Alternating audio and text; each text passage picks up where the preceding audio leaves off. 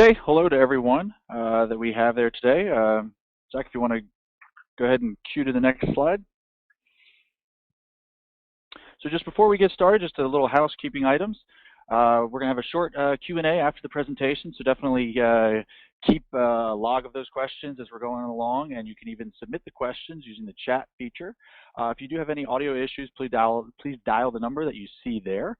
And then right after the webinar, you'll receive an evaluation form. We encourage you to please share your thoughts just about today's webinar, as we do value your feedback. And also look for a follow-up message which will include a recording of today's webinar that you can share amongst your team as well.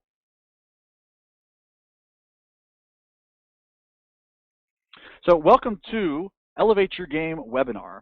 In a minute, we'll begin talking about basic blasts, sophisticated email marketing, and everything in between. Allow me to thank everyone who is joining this webinar live today. As we mentioned, this webinar is being recorded and will be shared with all registrants afterwards. I'm Chris Ostroka, Services Team Lead at iContact, and I'll be your MC. My job is to help our customers get the most out of their email marketing strategy. And it's actually a role I take really seriously, which is why I'm excited to present this topic alongside Zach today. So a question we get often is, how can I work smarter? And the answer depends really on where you currently stand in your marketing planning process. Because when it comes to the various stages of the email maturity scale, there's no bad place to be at all. All email marketers have to start somewhere. To go to the next level, you just need the right product and expert direction to take you there faster. So as you're listening to the webinar today, decide where you stand now. Ask yourself, what will it take for me to graduate to the next stage? Perhaps just a little more pre-planning or trying out a more advanced product. Whatever it takes to get you more results, iContact has something for you. So, why have we asked Zach Watson from Technology Advice to present to you today? Well, we understand that finding the right digital solution can be a huge undertaking. To make the research process much easier, Zach and his team at Technology Advice provide user reviews, original research, and expert guidance in one place. They're kind of like matchmakers for buyers and sellers of business tech. Zach serves as one of their marketing operations analysts, and it's his job to know the latest trends in the world of email marketing and marketing automation. He'll explore the typical email marketer's evolution from using an email service provider to automating with a full-service marketing platform. And with that, Zach, lead us off. Thanks for that introduction, Chris, and thanks everyone for joining me today. Like Chris said, we're going to be talking about email maturity model, so how to elevate your game, to go from really basic usage of email marketing technology to some more of the sophisticated marketing techniques that are on the market now. So really the core principle we're going to look at today is that good marketing blends technology and strategy. In the past, if you had the strategy aspect down, if you had won most of the battle, I'm thinking more on a creative side. So if you had the best creative, if you spoke most clearly to your audience, if you understood their needs the best, you had essentially won. And that's still incredibly important. But today we need the technology to get the data and to target those people. And that's, again, what we'll talk about today. So what does this mean for marketers? So in the marketing technology side has really exploded in the past decade. We have different solutions for pay-per-click, for social media, for content marketing management, and of course for email and email automation. And this means that we have better reporting analytics. So we're able to track and record and really understand our audience more than we ever have been before. This also means we need to develop skills to use this technology. We need people in-house, and we ourselves need to understand how to get the most out of these different solutions, which is, again, what we'll talk about today. And it also means we can scale. So some of the things we'll talk about at the end of the email maturity model, some of the email automation standpoints, are really going to be, we're really only available to large companies, in the past decade, past 15 years or so, because they had massive marketing departments, they had massive budgets. But now that marketing technology has really become more commonplace, we all have access to this kind of stuff, and we can all do it at scale. So from a strategy standpoint, that means that we have to adapt to the new realities of marketing technology. So it means that we have an increased ability to understand our customer. And it actually means that we have the ability to create the most personalized marketing in history. And, that may seem like an exaggeration, like hyperbole, but as we'll see, it's actually not. It's actually a very exciting reality that we're living in. But this has also changed our customer expectations. So if we think about the way that Amazon, TripAdvisor, some of these really successful larger companies do marketing automation, that trickles down. That changes the way that our audiences view marketing in general. They have now they have a very low threshold for untargeted pieces of content, and we have to adapt to that. So essentially, you need both. Complex technology won't fix flawed application, and brilliant strategy won't reach anyone without the right technology. And so when we talk about email marketing maturity, we talk about a measurement of your application, strategy, and technology. So here's what we're working towards. Here's our email marketing maturity model. So you can see we go from stage 1, which is very primitive bash and blast emails, all the way up to stage 4. And along the way, we'll talk about each of the different aspects of these stages. Perhaps you're in stage 2, perhaps you're in stage 3, perhaps you're in a bit of both. But some will be different things. Some will be, in some stages, there'll be things you want to avoid.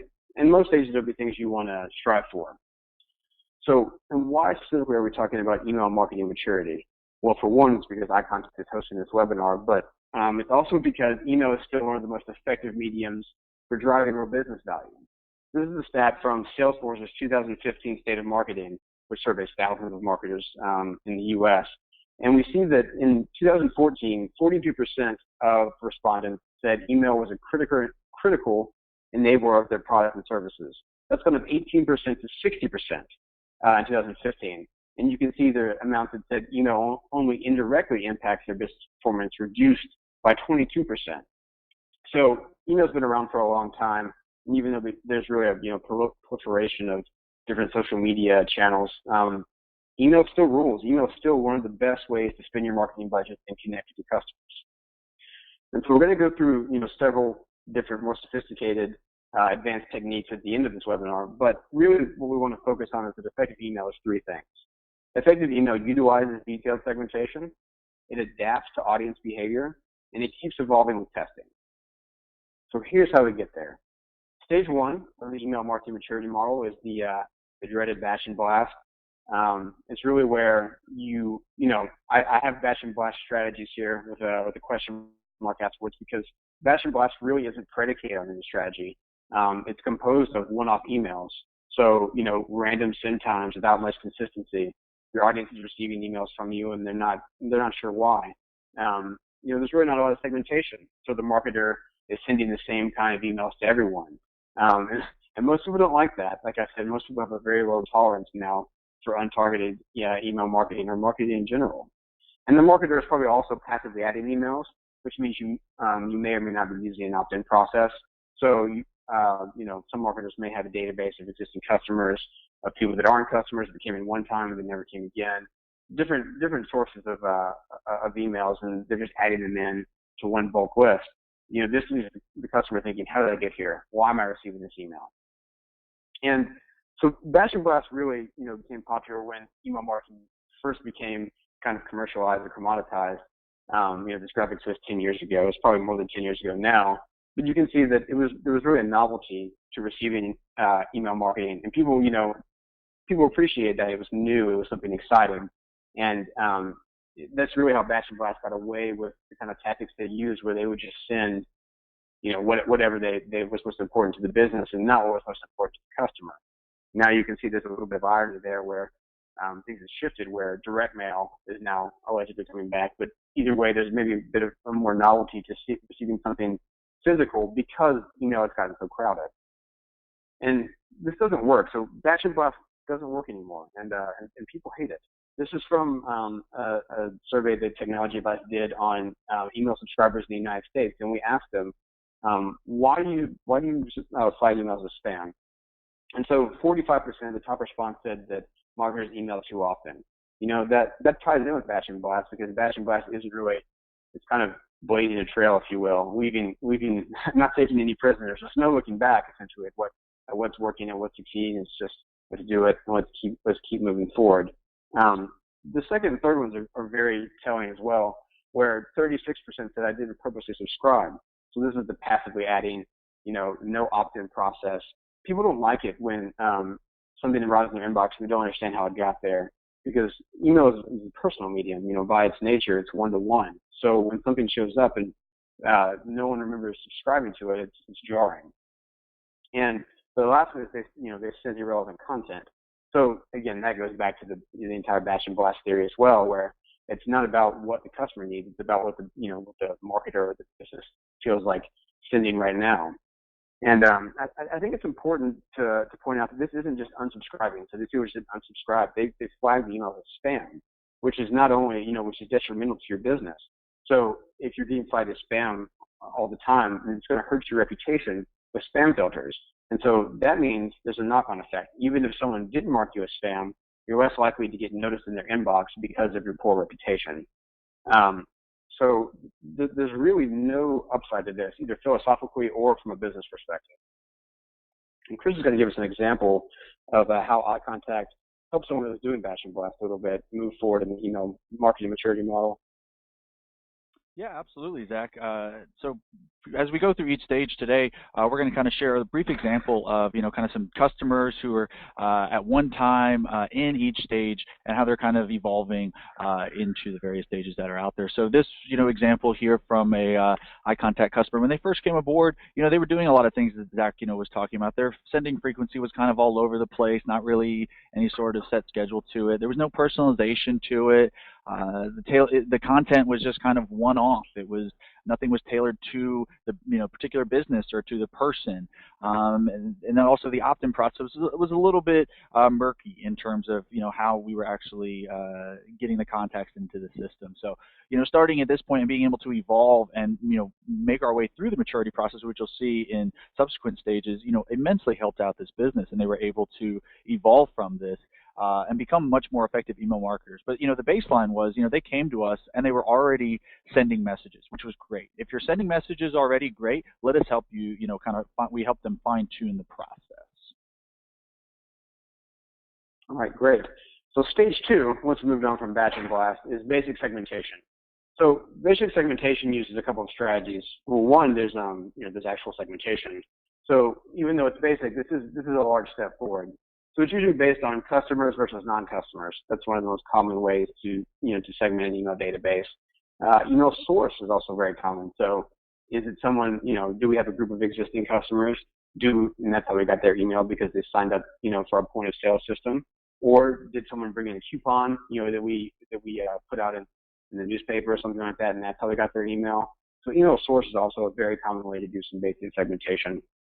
In this stage, emails are also optimized for mobile. So this is going to make the experience better for your audience, and we'll talk about why in a second. And then thirdly, there's a newsletter at this stage. So there's some kind of recurring email that goes out either weekly or monthly that just kind of shows your audience that, hey, we're committed to email marketing. We're going to keep on developing a relationship between us and our audience, and we're going to keep trying to provide value. And so even basic segmentation is much better than no segmentation. So for the audience, they receive emails that are either much more relevant, or in the worst case scenario, even slightly more relevant, which is important.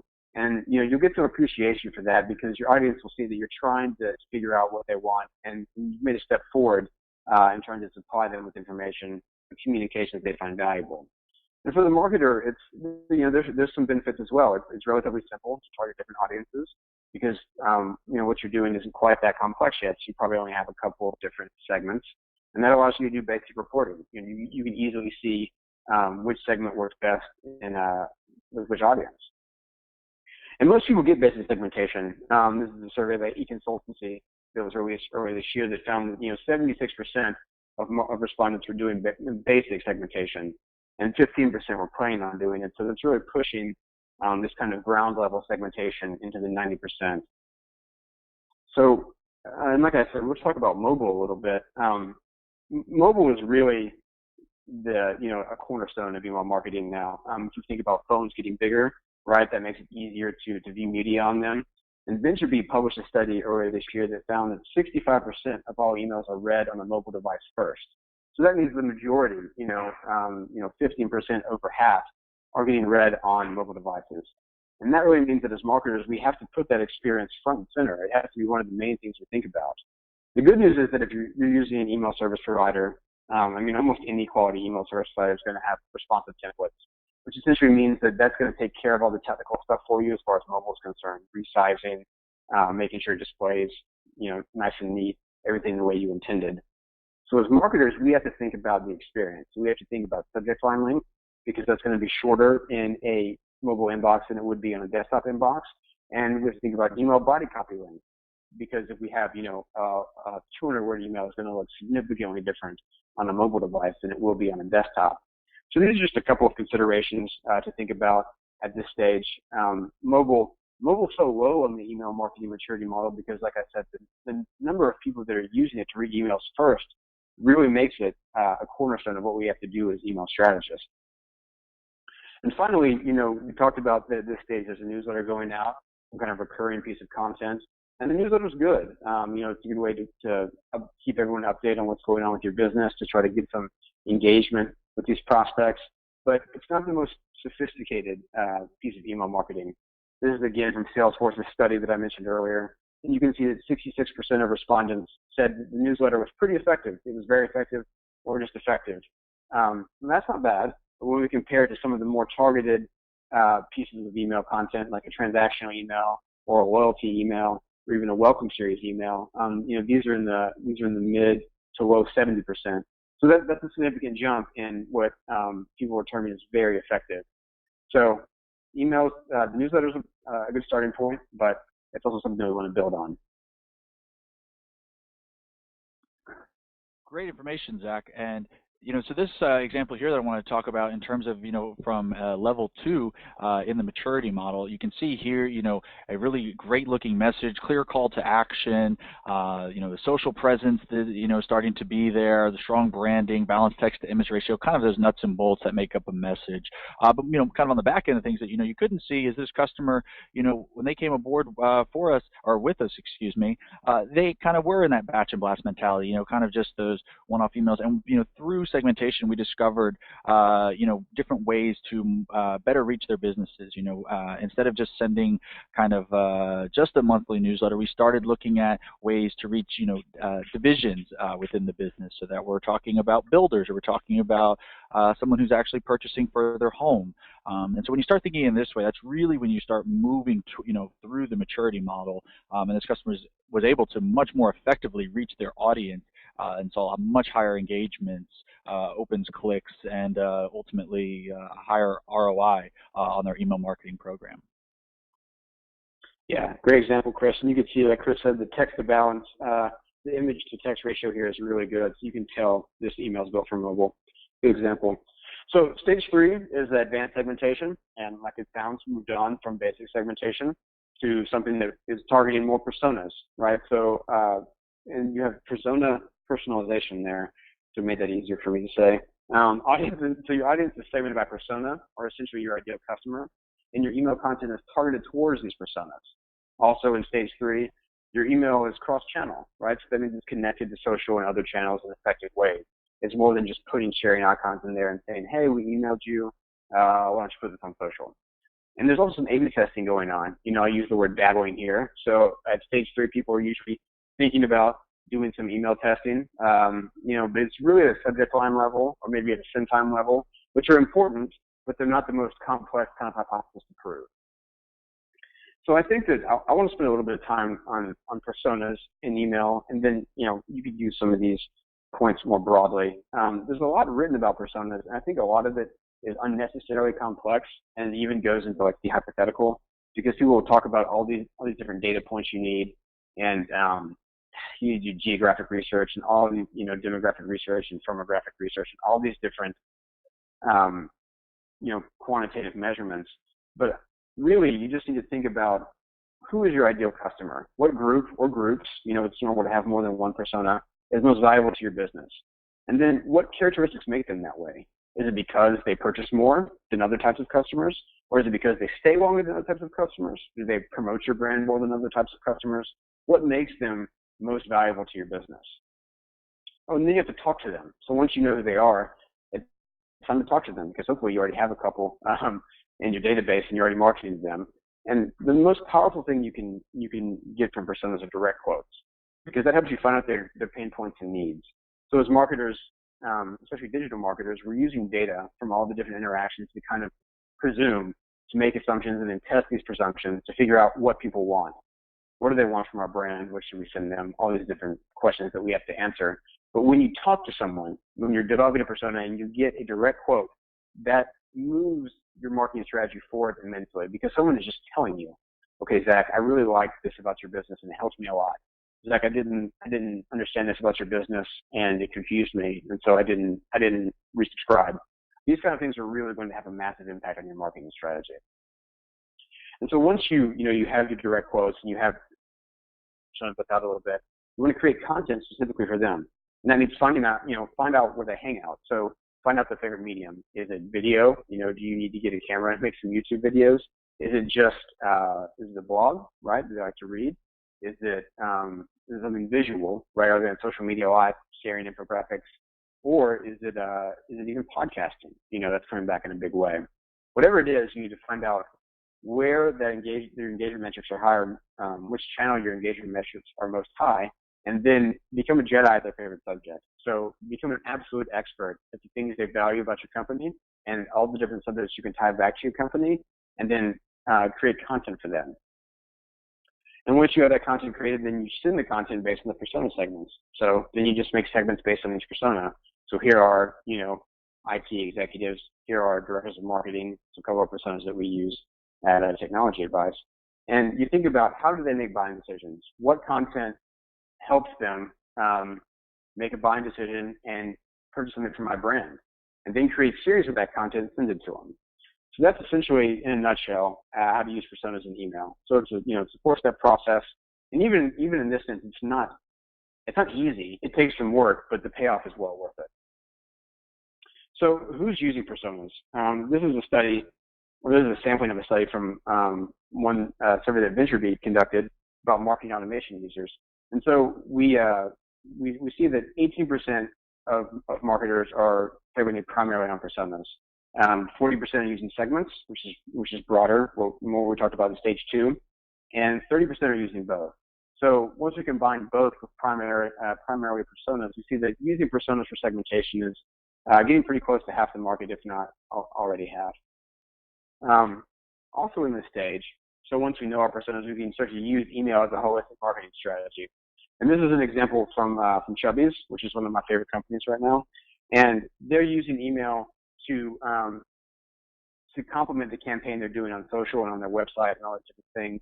That's what we talked about at the beginning of this stage, when they're not just using email to connect to social with sharing icons. They're actually using the same message to push people to do a targeted action. So you can see that they're trying to get people to vote on November 3rd so they can have a commercial in the Super Bowl. And that's something they're sharing on social. And then in an email that I got from them, at the bottom, it asked me to go and, again, vote for them to get them in the Super Bowl. And so that shows that they're not just doing each channel in a vacuum. So it's not just social's doing this. Social's more lighthearted. It's making people laugh, and then email is more serious. They're using these things in concert in a holistic way. And so finally, in this stage, we have a bit of A/B testing, or we may not have much at all. So people usually are testing on a subject line level, so sending different forms of the subject line, or they're testing send times. So let's send Tuesday morning versus Wednesday night. Simple things like that, which are important, but they're not always the most telling. As you can see here, Business Cat. Most people are more like Business Cat here, where they're having an epiphany when they're having coffee and they're saying, "Man, we should be doing more A/B testing." And similar to the example that Zach just shared from Chubby's is, an iContact example here from the Jack Black brand, where this is a great, campaign that they identified their audience, and, in keeping in line with their current business, that they signed, Tyson Chandler as a spokesman for them. And so he's someone that they wanted to market along with their products. And here's, the way that they marketed it across, 3 different platforms. And one thing I want to point out is just that they use the platforms to their advantages. So obviously in email, you are driving people to somewhere. So that's what they, used the visuals, kept it simple, driving them to the landing page to watch this full video. As you move over into Facebook, same atmosphere. They have a lot of bandwidth in terms of how long the video can be. They can even drive people to a website, to a landing page to watch this video even further, to kind of announce that Tyson Chandler is now part of the Jack Black brand. And then on Instagram, as Zach mentioned, really tailoring it to your audience and also tailoring it to the platform that you're on, limiting, the actual video size is the maximum time is 15 seconds. So this video that, could have been as long as you wanted it to be on other platforms. You're limited here, and they understood that, and they recognized that, and chose the appropriate aspects of the video to use in Instagram in the third area. But it all started and stemmed back from email. That was kind of the driving point and where they were going with it. But they wanted to make sure that they were mirrored across everywhere, because you can find that sometimes you have people who like you on Facebook or like you on Instagram and are not receiving your emails. So any way you can totally get everyone across all your channels and even cross promote is definitely the way to go to building out an advanced segmentation strategy. Great example, Chris. I love Tyson Chandler, especially the beard. Makes too much sense. So here, stage 4, email automation. This is the fun part. So we've kind of gone through different segmentation aspects, right? A little bit of A/B testing, a little bit of cross-channel. And these are more foundational things in email marketing. Some we're getting more complex, but people have been doing those types of things for a couple of years now. So it's not brand new like something like email marketing, email automation is. And so email automation is really behavioral marketing. So it's audiences. Your audience is segmented by recent behavior as well as persona. So with this technology, we're able to say, okay, we're not just it's not just about who we're marketing to. It's about what have they done recently, which is fascinating. So email campaigns move targets closer to being a customer. So we can judge people based on their actions and say, okay, based on this, they need to get this type of content. And we do that with trigger-based emails. So based on a certain type of action, right, we can set up logic that says, okay, because someone looks at my pricing page, that is probably a decent indication that they're interested in my product. So I need to send them this type of content in email. And then we're running multiple A/B tests. So A/B tests are being conducted in multiple campaigns, and the test hypotheses are a bit more complex than subject lines. And when we talk about email automation, I think it's important to understand the concept of nurturing customers or prospective customers. And so, you'll hear an automation campaign referred to as, an autoresponder or a drip campaign. And, these are all essentially describing an automated series of emails that go out. And we want to make this type of content. We want to make these automated series because it reflects how buyers make decisions. So people very rarely make impulse purchases on the internet. I mean, sometimes they do, right, with clothes and things like that. But for other, especially big ticket items, they're going to do research. Even when they're taking a vacation, booking a hotel, they're going to do research. And where they go to do that research is the brands that are doing email automation. So they may sign up for a piece of content or sign up to view, some type of scoring, maybe it's reviews or some type of guide. And once they do that, then they're in that brand's automation campaign. And that brand is then controlling the conversation. So that brand's sending them content that they know the buyer or the prospective customer wants because of they downloaded whatever action they took to trade their email. And so this is how we guide, prospective customers to a purchase path, because we produce content or develop a relationship with them that gets them to trust us. And then once it's time to make a purchasing decision or talk to a salesperson, our brand is in their consideration set because we've developed a relationship over the course of this email automation or nurturing campaign. So here's what that actually looks like. This is that can be a bit abstract when you're describing it, but here's what it really looks like. This is an example of a drip marketing campaign that we did here at Technology Advice, and you can see that the steps are numbered, and you can see the pauses in between the different emails, and you can also see the trigger there, the if-then logic, which we'll get to in a second. But this is essentially when someone says a drip campaign. More or less, this is what they're talking about, an email nurturing campaign. Of course, it can be less complex than this or more complex than this, but in a nutshell, everything is going to look essentially like this. And so when you're doing lead nurturing, I think it's important to use a couple of rules. So we always want to use context, which is what I talked a little bit about before, right? So when someone trades you their information, downloads something, signs up for something, it's important to consider the action they just did. Okay, well, they just performed this action. What do I need to send now that is relevant to what just happened? We need to make it conversational. And so that's actually not, I don't mean the tone of your copy should be casual. I actually mean that you should think about your marketing in terms of a conversation. So if someone was asking you about something, what would you say next if you were face-to-face? Think about it that way. And then always think about the buyer. Always put the buyer front and center. Email automation is very powerful. You can send a lot of emails to a lot of different people and target them in certain ways. But it's also easy to get carried away with what's important to the business. When we're armed, I guess with great power comes great responsibility, right? So we need to always keep our customers front and center when we're doing email automation. So here's the first email that we sent customers in this campaign. I think it's important to talk about the context first. So on Technology Advice, we have a product selection tool that people can come and use to filter a database of products and get recommendations about what they should choose. So if you were searching for, social media software, you come to Technology Advice, filter the database, and there'd be, answer a couple questions and you would get recommendations. In this case, this is a campaign for gamification software. So when someone uses the product selection tool, they can sign up to get more information.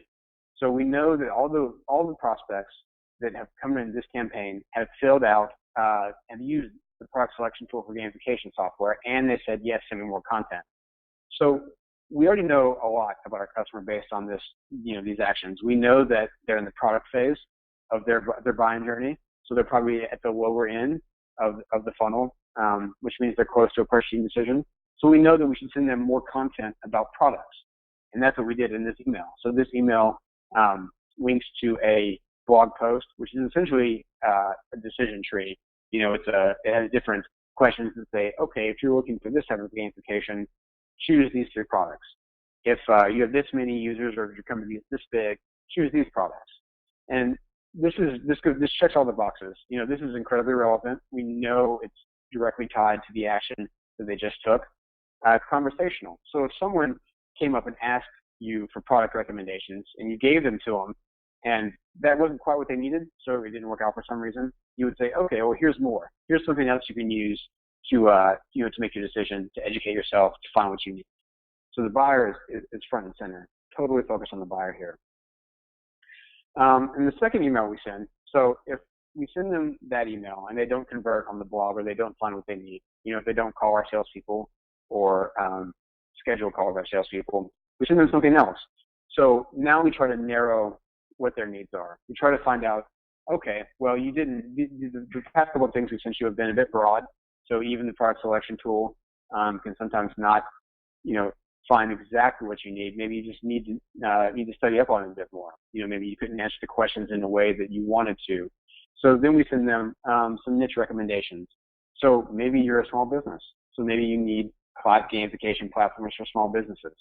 And again, this checks all the boxes. So we use context, right? So they've gone through a couple of different product views, and they didn't necessarily see what they needed. So we're going to try to narrow it down for them and say, look, here's the different platforms for small business, which is, again, conversational. So if someone was asking you for recommendations and the first 2 things you said were no, so, okay, no, that wasn't quite what I was looking for from the product selection tool.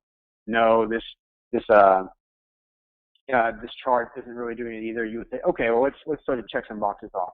Are you a small business? Would be one of the first things to ask. Now, if they click on that second email, this is where things get really interesting. This initiates a branch, if you will, a mini drip campaign. And these are our trigger emails.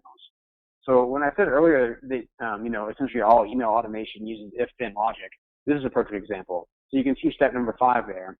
Has the prospect clicked a link? Yes. Then they're going to get this content that directly relates to the action they just took in the email and on our website. If not, you can see that big no red arrow skips all this. And here's what those emails look like. So again, we follow up on a previous action. If they click that article to go read about SMB gamification, that's a listicle that lists 5 different products. So we send them a follow-up email that says, look, here's even more information about those 5 products you just read about because you expressed interest in that. And these links to these different graphics link to product pages on our website. So Technology Advice also has, product pages for different products where you can find out the price of the product, different features about the product. You can watch a review video about the product. So again, there's even more information about these specific products.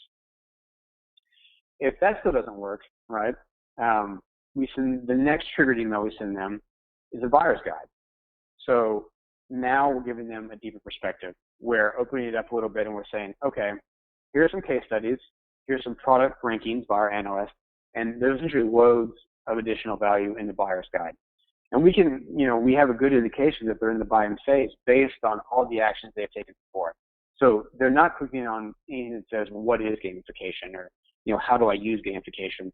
Everything in the conversation up to this point has been about products. So it makes total sense to send them this piece of content to try to get them to download.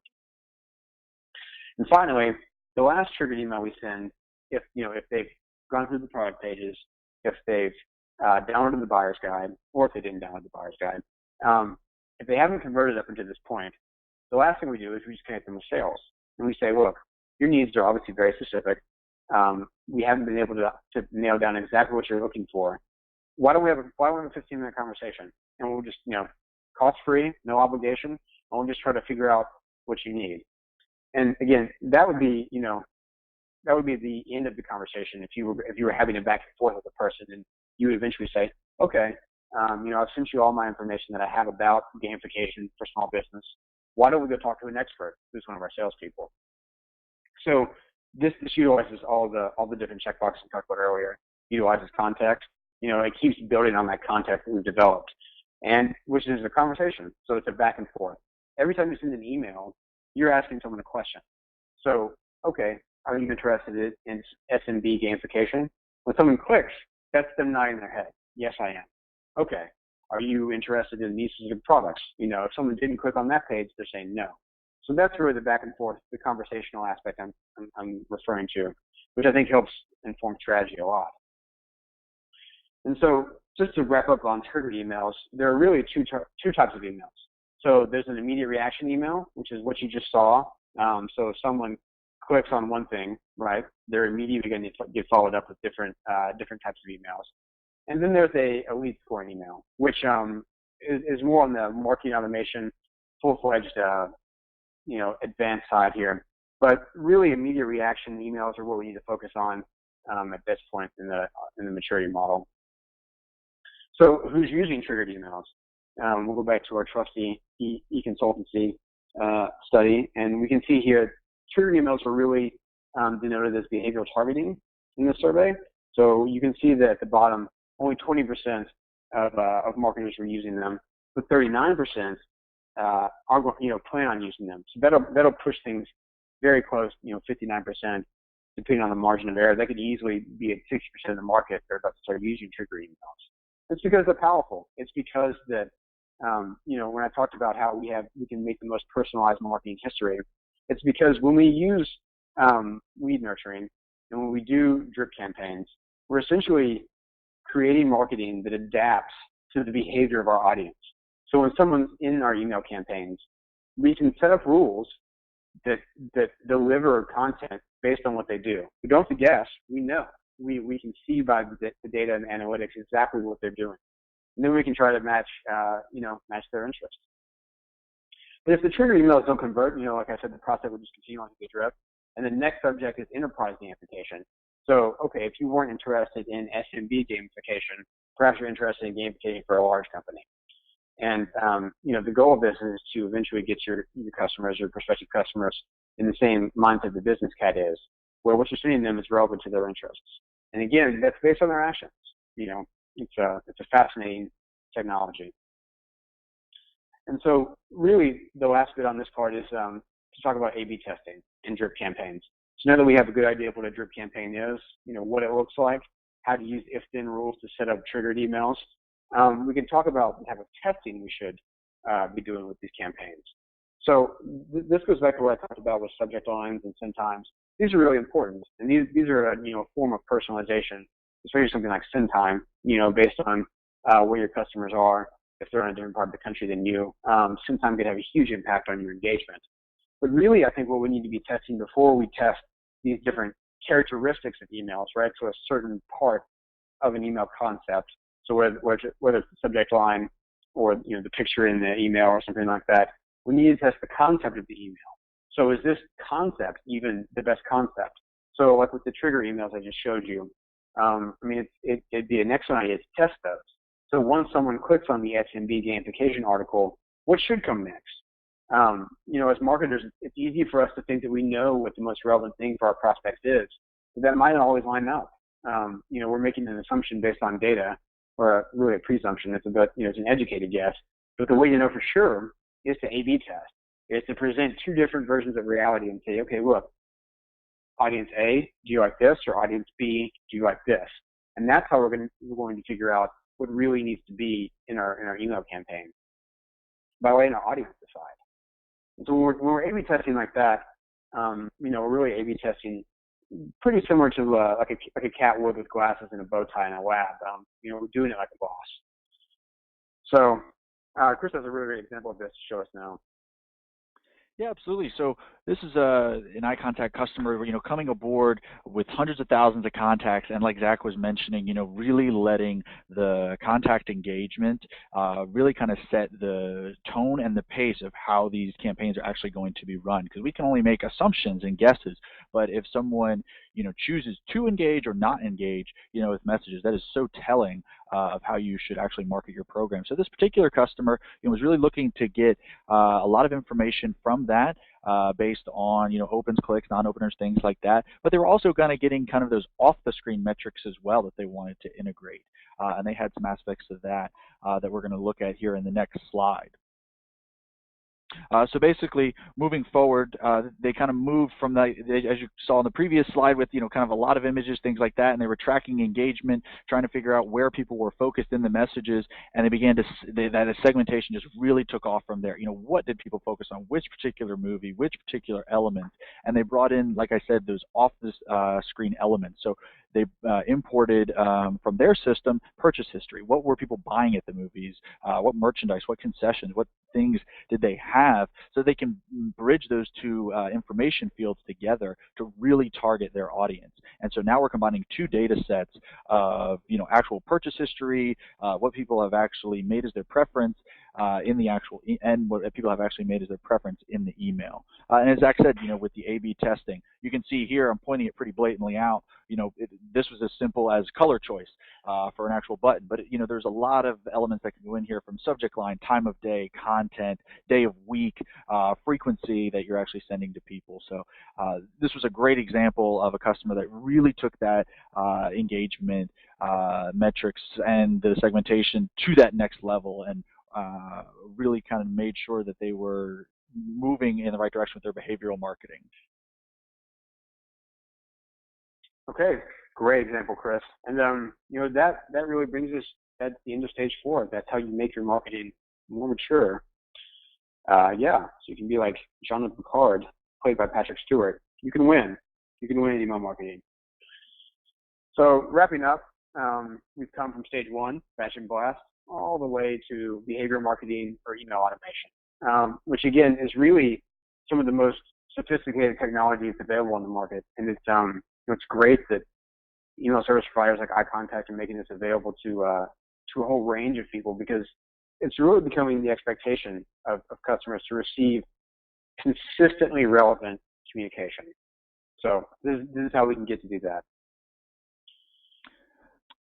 So before we take a few questions here, just wanted to kind of highlight a couple of things for you that, iContact has solutions to help you grow with you and your business. We kind of look at it, as you guys are aware today, being iContact customers, probably falling for most of you kind of in a stage 1, 2, or 3, and that's great. That you guys are there today.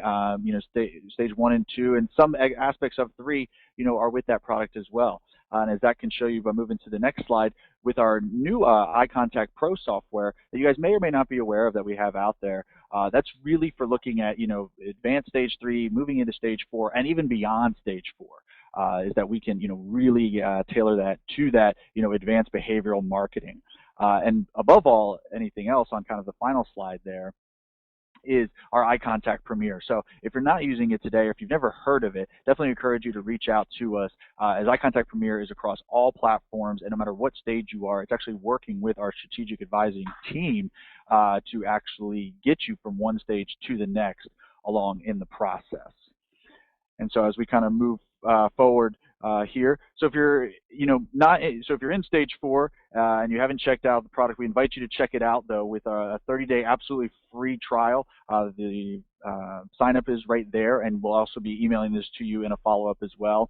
Just a kind of a note here as just an activation process. To activate your iContact Pro trial, the email address that you use cannot already be assigned to your existing account, so you just have to use a different one. But we could help you along in that process. So definitely, if you're interested in iContact Pro, if this is something that you want to explore further, definitely, visit the sign up here, reach out to us, and we want to share some information with you. So this time we're going to start looking at some of the questions that we received. We got some great ones during the sessions.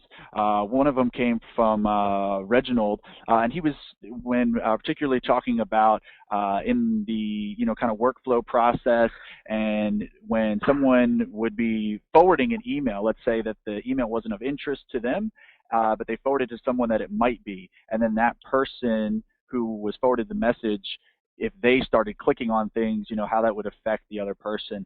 Great question, for that Reginald had there, and basically kind of when you're building out this process of having marketing automation and with workflows, one thing you want to do frequently is put checks in, right? So you want to check to see if they've made a purchase, if it's an e-commerce environment, or if they're on a certain list or segmentation. And by doing those checks throughout the actual workflow, you can add or remove people to the appropriate place that they need to be in that process. So great question there, Reginald.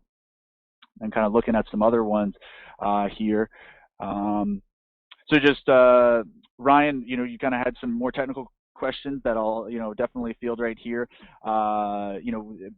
Ability to have video embedded within an iContact email. I know that was an example that you kind of saw with a couple of things that I shared. It's a kind of a yes and no question where it's not actually played within the message, but we can make it seem like it is. It'll actually export it to a different environment. Now, working with our design services team, we could actually do something similar to a video. It would be a really small GIF that would actually be featured in the message itself. So if that's something of interest to you, if you want to know kind of some more information about that, definitely reach out to our support team to kind of see how you can facilitate that. Because there is some wiggle room there in terms of what you can actually display in a message. Let's see what else we have today.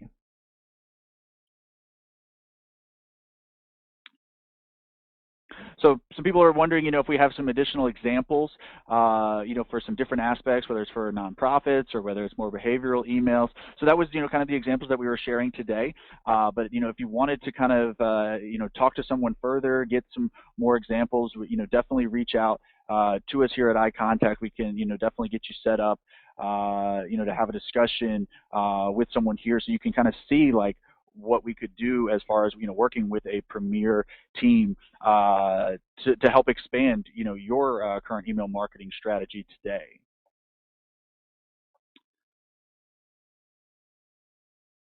So great question here, just because I know Zach had specifically mentioned the Gmail aspects and, different filters that can come into place, early on in the stages, especially when you get spam complaints and things of that nature. Unfortunately, there's not a way to get to like the Gmail primary tab or any other ISP, Internet Service Providers, primary focus tab. It's not like a magic bullet we can do, unfortunately, but there's a lot of different strategies you can deploy. Keeping your contact list fresh. Doing list hygiene periodically to make sure that you're keeping the engaged contacts. Having high opens and high clicks. That's what the ISPs out there. That's what they weigh your inbox delivery on. That's what they want to see when they are actually choosing whether to deliver your message to the inbox or not. But luckily, with that being said, there's a lot of research out there that being on the promotions tab is not always so bad. Because when you think about it, and Zach mentioned this during our webinar today, over 65% of emails are opened on mobile. Well, if you look at it that way, there is no inbox primary social tabs on mobile if you're using just the standard inbox app. So don't necessarily think of Gmail or any other ISP based on tabs, because people are organizing their inboxes in a lot of different ways. So you have to kind of think of it in that way and really just focus on just the delivery and that you're actually getting to the inbox and not necessarily which tab you're falling in.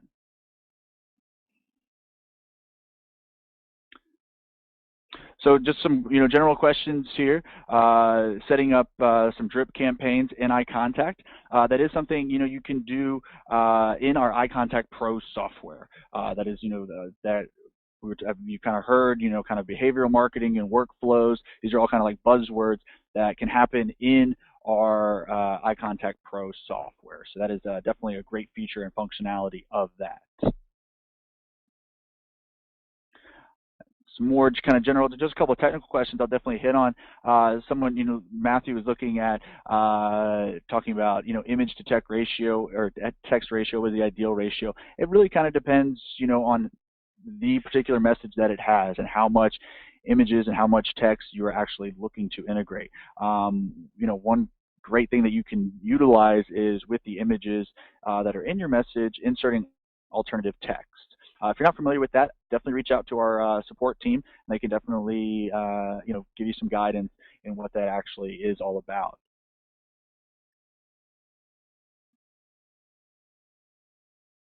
And just as a follow-up, a couple questions about this actual presentation. This is going to be sent to you guys afterwards. It will be available. We're going to actually fine-tune it together so we make sure the audio levels are good and things like that. So you will have access to it in the next couple of days as we get that sent over to you.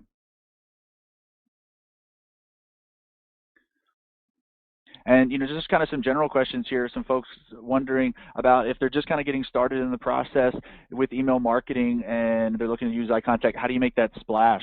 Great question. I know it seems really daunting, especially if you were looking at like the last stage in the process and you're like, oh my gosh, I'm not at that level. How do I get there? The great thing is if you want to start sending and if you have the content, that's kind of where you need to start, is regularly being able to produce content. You'd be surprised how sometimes it's a struggle for a lot of businesses to come up with a monthly newsletter or a monthly blast. Like that just seems so daunting to them. So really getting into the mindset of I need to create fresh content regularly and being able to put it out there, and even using additional content that you have. If you have a blog, if you have a white paper, if you have supplemental information that is going to help your contacts or your business, definitely make sure that you are utilizing that in your messages.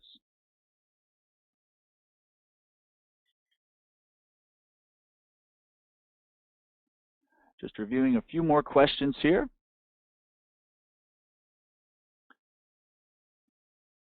So there were some questions I know regarding the physical layout of the one, I believe it was from stage 2, the actual message of kind of creating individual boxes and overlaying boxes and linking them to different areas.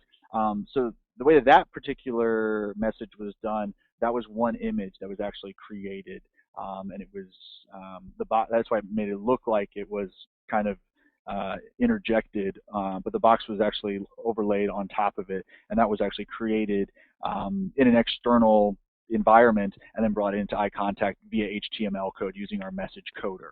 So that was how they created that. But if this is something that you're you like the look of that, or if you wanted to be able to link different aspects of your message or overlay things in the message, you're not exactly sure, definitely reach out to us, because we do have our design services here at iContact. That it is a service that you could take advantage of to create a email template for you. They could be a custom template, or it could even be a one-off type template. So those are all available to you here at iContact, and they're a great, fantastic team where you can kind of get that one-on-one sort of interaction with an actual designer who's working specifically for your business. So just kind of to kind of sum up too, I know there were a couple questions here between like iContact and iContact Pro and iContact Premier, and just kind of make sure that's all straight. Those are iContact and iContact Pro are two separate softwares. They are meant for people, and I like the way we highlighted it. Depending on which stage you are in the email marketing process, they're kind of meant for you to adapt to, because we look at it as, depending on where you are, we don't want to, have you utilize a software and you're not utilizing half of the features in there. So we have, different softwares for you at different points. And there is, variable price differences in there as well, and that's something that, we can consult with you on to figure out, what your needs are right now, where you're currently at in that process, and where you're looking to be, in the next several months. Because if you're looking to grow very rapidly, then we, want to grow with you and definitely encourage that.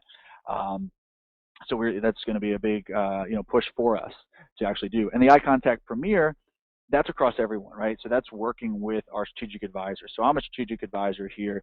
I work with a number of clients on their email marketing plan. We have an entire team here dedicated to basically helping them. We would love for everyone to be expert email marketers. We understand everyone's in different stages of their business and different life cycles of the email maturity kind of scale. And so our goal is to help you advance from one stage to the next, and to really maximize the potential of the application. Zach, if you could do me a favor and just go back kind of one slide. I just wanted to highlight, well, we'll go forward one more to the website page. Oh, go back two more, sorry. Here? Sorry, one more. Okay. Forward. Forward. Guys, sorry, technical difficulties. There we go. Yeah, so here's just the URL again for those who are interested kind of in looking at the iContact Pro trial. So again, just as a note, you'll need to use an email address not already assigned to an iContact account. And this will let you kind of get in there, look at it. And if you want more information about it, definitely reach out to us. And someone can definitely do like an advanced demo. So you can see the full features and functionality of it. Because I'll be honest, when you get in there, especially been using iContact, it is different. There's a lot more features, and it's definitely a different way of thinking. It's almost like you have to apply a lot of theory, email marketing theory, to what you are doing as opposed to just sending out messages.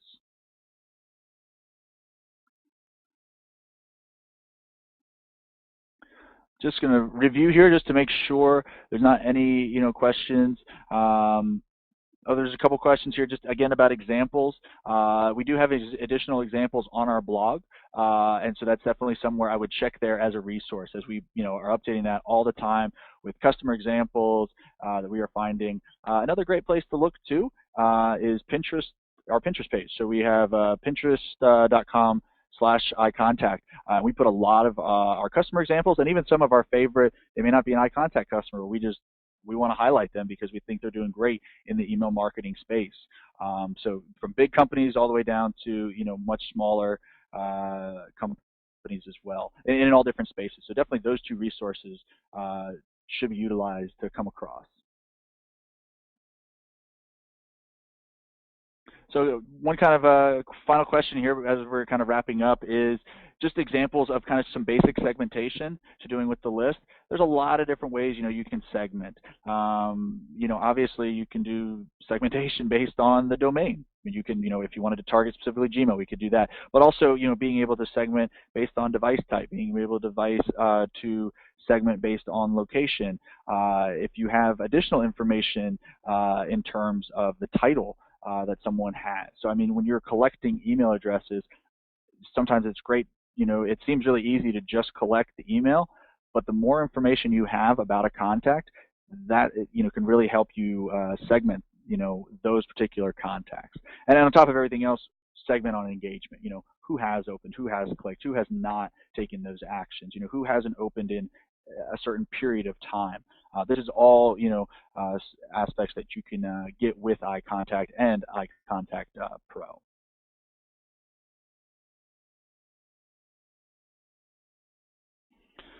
So I just wanted to thank everyone for joining today's webinar. As we've already mentioned, this will be available to you guys and sent to you in the coming days.